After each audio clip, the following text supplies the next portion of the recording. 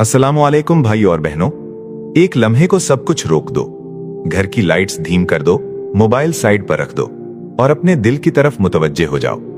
क्या वो दिल अब भी मुतमैन है या उसमें एक खला है, एक बेचैनी है, एक ऐसा दर्द है जो किसी चीज से भर नहीं पाता? रात को जब तुम बिस्तर पर लेटते हो तो क्या सुकून मिलता है या दिल में एक बोझ रहता है, एक खौफ, एक घबराहट जो तुम्हें सोने नहीं देती? तुम दुआ मांगते हो लेकिन लगता है कि दुआ आसमान तक नहीं पहुंच रही।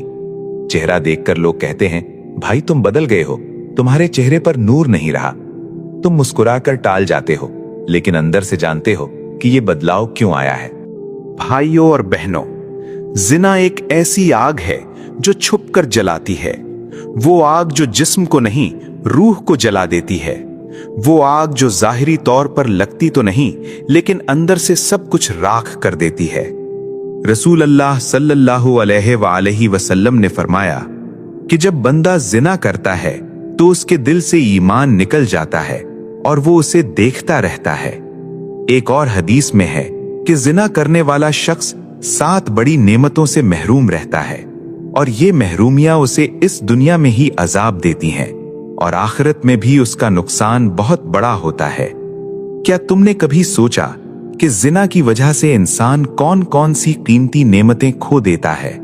ये कोई आम बात नहीं, ये वो गहरे छुपे हुए नुकसान हैं जो जाहिरी नजर नहीं आते लेकिन दिल, रूह, घर, रिज्क और आखिरत पर इनका असर बहुत गहरा होता है।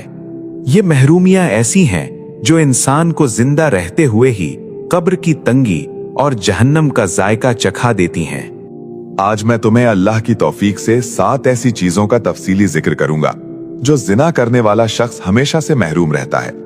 हर एक सुनकर तुम्हारा दिल लरस जाएगा, तुम्हारी आंखें नम हो जाएंगी और तुम दिल से दुआ मांगोगे कि ऐ अल्लाह मुझे इस आग से बचा ले।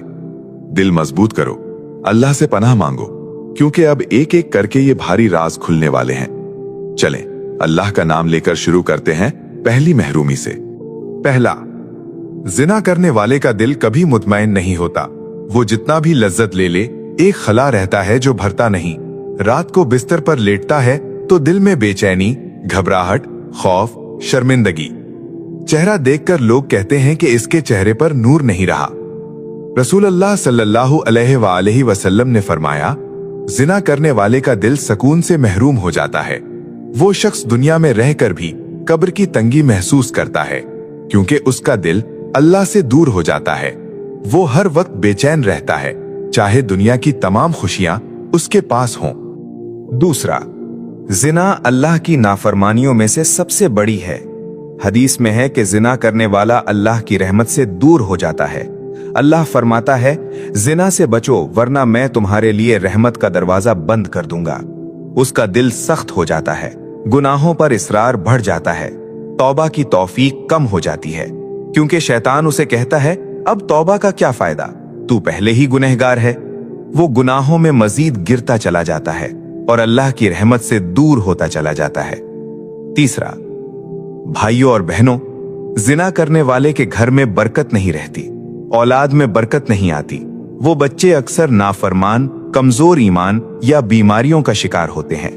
हदीस में है कि जिना की वजह से औलाद में बेरारवी और नाफरमानी आ जाती है, घर में सुकून खत्म हो जाता है, शौहर बीवी में तलखी, लड़ाइयां बढ़ जाती हैं, खानदान की इज्जत और बरकत उठ जाती है। वो शख्स देखता है कि दूसरों के घर खुशियां हैं लेकिन उसका घर अंधेरा है। चौथा, जिना रिज्क की बरकत को खा जाता है। वो शख्स कमाता तो है लेकिन पैसा हाथ में नहीं ठहरता, खर्च बढ़ता जाता है, बिल आते रहते हैं, कर्ज बढ़ता है। रसूल अल्लाह सल्लल्लाहु अलैहि वसल्लम ने फरमाया, जिना रिज्क में कमी लाता है। वो कितना भी मेहनत करे, कितना भी कमाने की कोशिश करे, बरकत नहीं आती। उसका पैसा गैर जरूरी जगहों पर खर्च हो जाता है और हमेशा तंगदस्ती रहती है। अल्लाह फरमाता है, जो गुनाह करते हो उसकी वजह से रिज्क में कमी आती है। पांचवा, जिना करने वाले की इज्जत छिन जाती है। लोग उसे देखकर एहतराम नहीं करते, दिल में नफरत या हंसी होती है। उसका चेहरा बदल जाता है, आंखें शर्म से झुक जाती हैं। लोग उसे फाहिश कहकर पुकारते हैं या पीछे से हंसते हैं। वो खुद भी अपने आप से शर्मिंदा रहता है। जिना इज्जत का सबसे बड़ा दुश्मन है। वो शख्स जितना भी अमीर हो, कितना भी कामयाब हो, लोगों की नजरों में गिर जाता है। छठा, जिना करने वाले की नमाज में खुशू नहीं रहता। वो नमाज पढ़ता है लेकिन दिल मौजूद नहीं होता। रुकू सजदा करता है लेकिन दिल अल्लाह की तरफ नहीं उठता। दुआ मांगता है तो लगता है कि आसमान से जवाब नहीं आ रहा। हदीस में है कि जिना करने वाले की नमाज कबूल नहीं होती। उसका दिल अल्लाह से दूर हो जाता है और इबादत में मजा नहीं आता। वो शख्स अल्लाह की याद से दूर हो जाता है और दुनिया की लज्जतों में खो जाता है। सातवां, सबसे बड़ी और सबसे खौफनाक महरूमी ये है, रसूल अल्लाह सल्लल्लाहु अलैहि वसल्लम ने फरमाया, जो शख्स जिना करता है वो जन्नत की खुशबू भी नहीं सूंघ सकता। उसके लिए जन्नत के दरवाजे बंद हो जाते हैं। वो जहन्नुम की तरफ खींचा जाता है। ये महरूमी दुनिया की तमाम महरूमियों से बड़ी है। वो शख्स दुनिया में भी अजाब पाता है और आखिरत में भी। अल्लाह हमें इससे बचाए।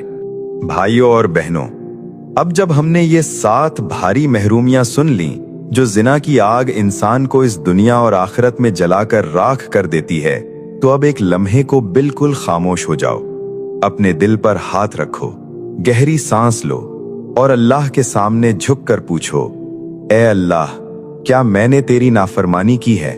क्या मैंने इस आग में कदम रखा है?